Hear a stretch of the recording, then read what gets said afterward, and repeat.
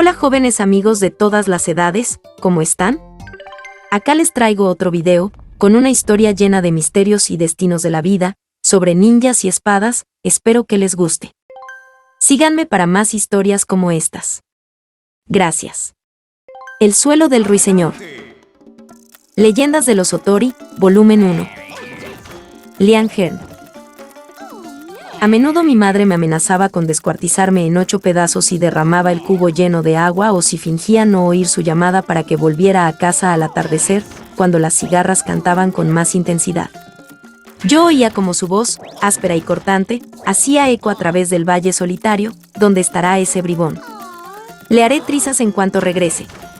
Pero cuando volvía a casa, cubierto de barro tras deslizarme por la ladera de la colina, magullado a causa de las peleas y en una ocasión sangrando a borbotones por una pedrada que recibí en la cabeza, aún tengo la cicatriz, una marca plateada con forma de uña, me encontraba con la hoguera encendida y la sopa humeante. Los brazos de mi madre no me hacían trizas, sino que intentaban sujetarme para limpiarme la cara o atusarme el cabello, mientras yo me retorcía como una lagartija, tratando de librarme de ella. Mi madre era robusta, debido a los años de duro trabajo, y todavía joven, me dio a luz antes de cumplir los 17 años. Cuando me sujetaba, caía yo. En la cuenta de que nuestro tono de piel era el mismo, aunque era esto lo único que teníamos en común, pues sus rasgos eran anchos y serenos, mientras que los míos, según me decían, en la remota aldea montañosa de Mino no había espejos, eran más afilados, como los de un halcón. Ella solía salir victoriosa del forcejeo, y su premio era el abrazo del que yo no podía escapar. Entonces me susurraba al oído la bendición de los ocultos, mientras que mi padrastro se lamentaba, a regañadientes, de que me mimaba demasiado, y las pequeñas, mis hermanastras, saltaban a nuestro alrededor con el deseo de compartir el abrazo y la bendición de nuestra madre. Así pues, yo estaba convencido de que la amenaza de mi madre solo era una forma de hablar. Mino era un lugar apacible, demasiado apartado de las salvajes batallas entre los clanes. Yo nunca había imaginado que los hombres y mujeres pudieran ser literalmente descuartizados en 8 pedazos, ni que sus fuertes extremidades de color miel pudieran ser arrancadas y lanzadas a los perros hambrientos. Criado entre los ocultos, había adquirido la gentileza que los caracterizaba e ignoraba que los humanos pudieran cometer tales atrocidades. Cuando cumplí los 15 años, mi madre ya no vencía en nuestros forcejeos. Yo crecía unos 15 centímetros al año, y para cuando cumplí los 16 era más alto que mi padrastro. Este refunfuñaba cada vez más, e insistía en que yo debía sentar la cabeza, dejar de vagar por la montaña como un mono salvaje y unirme por medio del matrimonio a una de las familias del poblado. No me disgustaba la idea de casarme con alguna de las chicas junto a las que había crecido, y ese verano puse más empeño al trabajar junto a mi padrastro, dispuesto a ocupar el lugar que me correspondía entre los hombres de la aldea. Es cierto que algunas veces no podía resistirme a la fascinación que la montaña ejercía sobre mí, y al final del día me escabullía atravesando la plantación de bambú, con sus troncos altos y suaves entre los que la luz adquiría un tono verdoso. Entonces, ascendía por el sendero rocoso, pasando por el santuario del dios de la montaña, donde los lugareños depositaban mijo y naranjas a modo de ofrendas, y me adentraba en el bosque de abedules y cedros, donde los ruiseñores y los cuclillos lanzaban sus seductores cantos. Allí contemplaba los zorros y los ciervos, y escuchaba el melancólico lamento de los milanos reales que surcaban el aire. Aquella tarde había atravesado la montaña en dirección a la zona donde crecían las setas más deliciosas. Ya había llenado un saco con ellas, unas blancas y pequeñas como hebras, otras grandes y anaranjadas, con forma de abanico. Pensaba en lo contenta que se iba a poner mi madre y en cómo las setas apaciguarían el mal humor de mi padrastro. Se me hacía la boca agua con solo pensar en comerlas. A medida que corría entre el bambú y me acercaba a los arrozales, donde los lirios rojizos ya habían florecido, me pareció apreciar en el aire un olor a quemado. ¡Se acabó! Los perros de la aldea ladraban, como solían hacer a la caída de la tarde, y el olor se tornaba más acre e intenso. No es que sintiera miedo, al menos de momento, pero un presentimiento hacía latir mi corazón con más fuerza. Más tarde vería la aldea envuelta en llamas. Los incendios no eran infrecuentes en nuestro poblado, pues la mayoría de nuestras pertenencias estaban elaboradas con madera o con paja. Lo extraño era que no se oía el griterío, ni el sonido de los cubos de agua al pasar de mano en mano, ni los alaridos y maldiciones habituales. Las cigarras cantaban con la misma intensidad de siempre y las ranas croaban desde los arrozales. En la distancia, el sonido de los truenos hacía eco entre las montañas, el aire era húmedo y pesado. Yo no dejaba de sudar, pero el sudor se helaba en mi frente. Crucé de un salto la zanja del último de los campos que formaban bancales, y contemplé a mis pies lo que hasta entonces había sido mi hogar, la casa había desaparecido. Me acerqué, las llamas todavía crepitaban y lamían las vigas ennegrecidas. No había rastro de mi madre o mis hermanas. Intenté gritar, pero la garganta no me obedecía, y el humo, que me ahogaba, hacía que las lágrimas brotaran a borbotones. La aldea entera estaba en llamas, pero ¿dónde estaban todos? En ese momento estallaron los gritos. Procedían del templo, a cuyo alrededor se apiñaba la mayoría de las casas. Recordaban al aullido de un perro herido, aunque el perro pronunciaba palabras humanas entre sus gritos de agonía. Creí reconocer las oraciones de los ocultos, y un escalofrío me recorrió el cuerpo. Deslizándome como un fantasma entre las casas envueltas por el fuego, dirigí mis pasos hacia el sonido. El poblado estaba desierto y yo no podía imaginar dónde estaría mi familia. Me dije que habrían escapado, tal vez mi madre había llevado a mis hermanas al bosque y allí estarían a salvo. En cuanto averiguase quién gritaba, ría a buscarlas. Pero al acceder desde el callejón a la calle principal, me topé con dos hombres que yacían en el suelo. La suave lluvia del ocaso caía sobre ellos, que mostraban una expresión de asombro, como si no acertaran a comprender por qué. Estaban tumbados bajo la llovizna. Ya no importaba que sus ropas se empaparan, pues nunca más se podrían levantar. Uno de ellos era mi padrastro. Desde ese momento, el mundo no fue el mismo para mí. Ante mis ojos surgió una especie de niebla y, al desvanecerse, ya nada parecía real. Tuve la sensación de haberme trasladado al otro mundo, al que coexiste junto al nuestro, ese mundo que visitamos en nuestros sueños. Mi padrastro vestía su mejor túnica, la tela azulada se había oscurecido con la lluvia y lamenté que se hubiera estropeado, pues él siempre se había sentido orgulloso de ella. Me alejé de los cadáveres y atravesé la cancela del templo. Sentía el frescor del agua sobre mi rostro. Súbitamente, los gritos cesaron. En los jardines del santuario había unos hombres desconocidos que parecían estar realizando una especie de ritual sagrado. Llevaban paños enroscados sobre la cabeza, estaban desnudos de cintura para arriba, y sus brazos relucían, empapados por el sudor y la lluvia. Jadeaban, faltos de respiración, y sonreían mostrando sus blancos dientes, como si una matanza fuera tan laboriosa como la recolección del arroz. Goteaba agua del aljibe donde los devotos acostumbraban a lavarse las manos y la boca para librarse de las impurezas antes de acceder al templo. Poco antes, cuando el mundo era normal, alguien había encendido incienso en el enorme caldero, y el olor de los últimos rescoldos se extendía por el patio, enmascarando el amargo hedor a sangre y muerte. El hombre al que habían descuartizado yacía sobre las piedras mojadas. Tan solo pude identificar los rasgos de la cabeza, ahora seccionada del cuerpo. Era Aisau, el señor de los ocultos.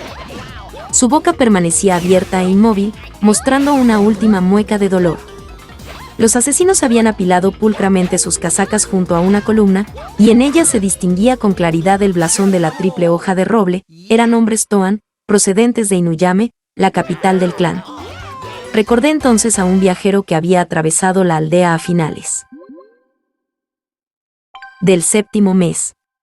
Se hospedó en nuestra casa, y cuando mi madre inició las oraciones para bendecir la comida, el hombre intentó hacerla callar. ¿Acaso no sabéis que los Toan odian a los ocultos y tienen la intención de atacarnos? El señor Ide ha jurado borrarnos de la faz de la tierra, susurró. Al día siguiente, mis padres acudieron a informar a Aisau, pero nadie les creyó. Vivíamos muy lejos de la capital, y las luchas entre clanes nunca nos habían afectado. En nuestra aldea, los ocultos convivíamos en armonía, todos con la misma apariencia y realizando labores similares. Las oraciones eran lo único que nos diferenciaba. ¿Por qué iba nadie a querer atacarnos? parecía imposible. Y tal ataque me seguía pareciendo inconcebible mientras permanecía yo, paralizado, junto al aljibe. El agua goteaba sin cesar, y sentí el impulso de tomar un poco en el cuenco de la mano para limpiar la sangre del rostro de Aisao y después cerrar su boca cuidadosamente, pero era incapaz de moverme. Sabía que de un momento a otro los Toan se darían la vuelta y, al descubrirme, me descuartizarían. No mostrarían pena ni compasión alguna. Una vez que habían sacrificado a un hombre en el templo, la muerte los había enloquecido. A lo lejos podía oírse con asombrosa claridad el ruido de un caballo al galope. A medida que el sonido de los cascos se acercaba, tuve el tipo de premonición que suele aparecer en los sueños. Sabía de antemano a quién iba a ver cruzando la cancela de acceso al templo. Nunca antes le había visto, pero mi madre nos lo pintaba como una especie de ogro con el que nos amenazaba para que la obedeciéramos: no os perdáis por la montaña, no juguéis junto al río.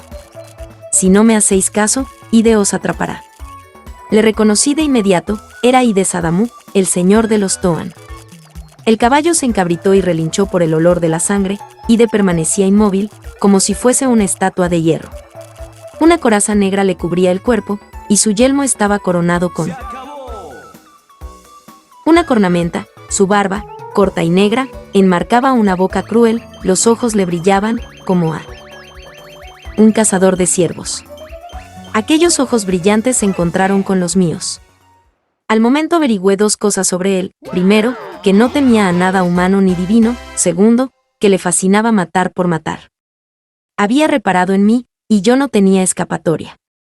Empuñaba su sable en la mano, y lo que me salvó fue la resistencia del caballo a atravesar la cancela del templo. El corcel se encabritó otra vez, retrocediendo sobre sus patas traseras, y soltó un grito. Los hombres que estaban en el templo se dieron la vuelta y, al notar mi presencia, comenzaron a gritar en el tosco dialecto de los Toan. Tomé los últimos restos de incienso, sin notar apenas la quemazón en mis manos, y huí del lugar atravesando la cancela. Cuando el caballo se acercó a mi lado, arrojé el incienso ardiente sobre su flanco. Entonces, el animal se irguió por encima de mí y sus enormes cascos casi me rozaron las mejillas. Oí el silbido del sable, que descendía por el aire. Me daba cuenta de que los Toan me rodeaban. Mi salvación parecía imposible, pero, súbitamente, tuve una extraña sensación, como si me desdoblara en dos. Pude ver cómo el sable de Ide caía sobre mí, sin embargo, no llegó a tocarme.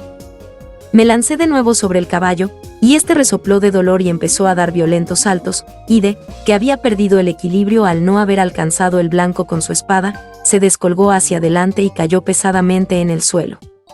El horror y el pánico hicieron presa de mí. Había derribado del caballo al señor de los Toan. La tortura y el dolor con que pagaría una acción de tal envergadura no tendrían límites. Tal vez debería haberme arrojado al suelo suplicando la muerte, pero no deseaba morir. Algo hizo que la sangre me bullera, y ese algo me decía que yo no iba a perder la vida a manos de Ide. Él moriría primero.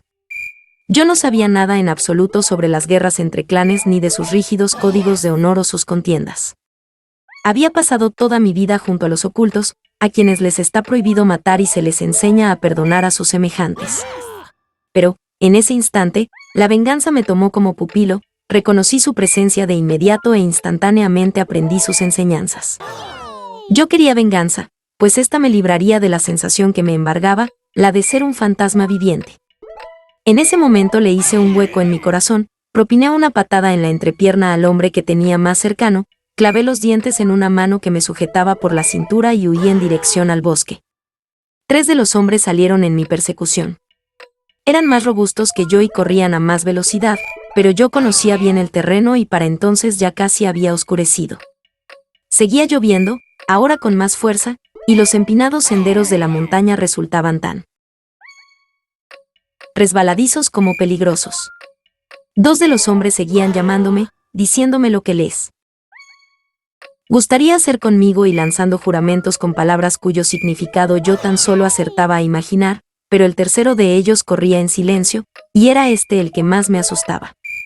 Puede que los otros 2 se dieran la vuelta al cabo de un rato, con la intención de regresar a su licor de maíz o a cualquiera que fuera el asqueroso brebaje con el que se emborracharan los Toan, asegurando que habían perdido mi rastro en la montaña, pero el tercero nunca se daría por vencido, me seguiría sin descanso hasta darme muerte. Cerca de la cascada, donde el sendero se hacía más empinado, los dos tipos ruidosos se quedaron rezagados, pero el otro aceleró el paso como suelen hacer los animales al escalar una ladera. Pasamos junto al santuario del dios de la montaña, y un pájaro que picoteaba el mijo emprendió el vuelo, lanzando con sus alas un destello verde y blanco. El sendero se curvaba, ligeramente ciñendo el tronco de un gigantesco cedro, y mientras rodeaba yo el árbol, con las piernas pesadas como el plomo y falto de respiración, una figura surgió de las sombras y se plantó ante mí impidiéndome el paso. Choqué contra él. El hombre emitió un gruñido, como si le hubiera dejado sin aliento, pero me sujetó de inmediato. Me miró fijamente y noté que sus ojos brillaban por la sorpresa, como si me hubiera reconocido, y me asió aún con más fuerza. Ahora ya no sería posible escapar. Escuché cómo el hombre Toan se detenía y, a continuación, las fuertes pisadas de los otros dos, que llegaban tras él. «Os pido disculpas, mi señor», dijo el individuo a quien yo temía, con voz firme. «Acabáis de capturar al hombre que estamos persiguiendo. Os doy las gracias». El desconocido que me sujetaba dio media vuelta y encaró a mis perseguidores. Yo deseaba gritarle, suplicarle, pero sabía que sería inútil. Notaba el suave tejido de su manto, la delicadeza de sus manos. No me cabía duda de que era un noble, como Ide. Ambos tenían la misma apariencia. No iba a hacer nada por ayudarme. Permanecí en silencio, mientras recordaba las oraciones que mi madre me había enseñado y el pájaro que había alzado el vuelo. «¿Qué ha hecho este criminal?», preguntó el noble. El hombre que se encontraba frente a mí tenía el rostro alargado, como de lobo. «Disculpad», dijo de nuevo, esta vez con menos cortesía. «Eso es algo que no os incumbe. Es un asunto que solo concierne a Ide Sadamu y al clan de los Toan». «Ah, ¿sí?», terció el noble, con un gruñido. «¿Y quién eres tú, que te atreves a decir lo que a mí me incumbe? Entregadlo de una vez», vociferó el hombre con cara de lobo, ya desprovisto de toda cortesía. Entonces, dio un paso adelante y yo me di cuenta de que el noble no tenía intención alguna de entregarme. Con un diestro movimiento, me colocó tras su espalda y me soltó. Por segunda vez en mi vida escuché el sonido silbante del sable de un guerrero al cobrar vida. El hombre con cara de lobo desenvainó un cuchillo, los otros dos portaban sendos palos. El noble empuñó su sable con ambas manos, lo blandió en el aire y, haciendo a un lado uno de los palos, decapitó al hombre que lo sostenía. A continuación, se enfrentó con el individuo con cara de lobo y con un golpe de sable le seccionó el brazo, que todavía sujetaba el cuchillo. Todo sucedió en un instante, pero a mí se me hizo eterno. Aunque estaba muy oscuro y llovía, al cerrar los ojos puedo verlo hoy con todo detalle. El cuerpo decapitado cayó pesadamente y un chorro de sangre se esparció por el suelo, mientras la cabeza rodaba colina abajo. El tercer hombre dejó caer el palo que empuñaba y empezó a retroceder pidiendo ayuda a gritos.